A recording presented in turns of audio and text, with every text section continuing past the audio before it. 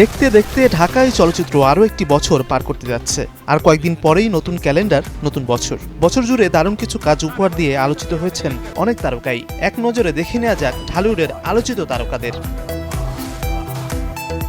শাকিব খান এবছর সুপারস্টার হিসেবে আবারও নিজের অবস্থান শক্ত করেছেন। বরবাদ ও তাণ্ডব সিনেমার মাধ্যমে তিনি দর্শকের মন জয় করেছেন। বিশেষ করে বরবাদ রেকর্ড সংখ্যক ব্যবসা করেছে। নায়ক শাকিবের লুক, অভিনয় আর ডায়ালগ সবই বছর জুড়ে আলোচিত ছিল। এদিকে সুড়ঙ্গর পর দাগে দিয়ে চমক দেখিয়েছেন আফরান নিশো। 2 বছর পর বড় পর্দায় আসলেও প্রেক্ষাগৃহে দর্শক টানার দৌড়ে এগিয়েছিলেন তিনি। সিয়াম আহমেদ অভিনীত নতুন সিনেমা জঙ্গলি ব্যবসা সফল হয়েছে। বিশেষ করে নতুন লুক প্রশংসা কুড়িয়েছে দর্শক ও সমালোচকদের। অন্যদিকে এবছর উৎসব সিনেমায় অসাধারণ অভিনয়ে চমক দেখিয়েছেন জাহিদ হাসান। এবারের ঈদে সিনেমাটি হয়েছে দারুণ ব্যবসা সফল। একই সিনেমায় চঞ্চল চৌধুরীর উপস্থিতিও দর্শকদের নজর কেড়েছে।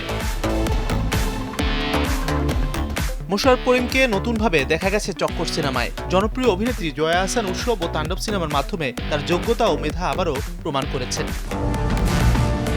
সুড়ঙ্গর পর দ্বিতীয়বার আফরান নিশোর সঙ্গে দাগি সিনেমায় জুটি হয়েও নজর কেড়েছেন তমা মির্জা। এছাড়া মেহজাবিনের দ্বিতীয় সিনেমা সাবা দেশের প্রেক্ষাগৃহের পাশাপাশি আন্তর্জাতিক অঙ্গনেও ব্যাপক আলোচিত হয়েছে। 2025 সালের এই চলচ্চিত্র জগৎ যেন প্রতিভা, সাফল্য আর আলোচনার সমাহার। নতুন বছর আরও নতুন সিনেমা, নতুন রূপ ও নতুন আলোচনার প্রতিশ্রুতি নিয়ে আসছে। Mazharul Tamim, star news.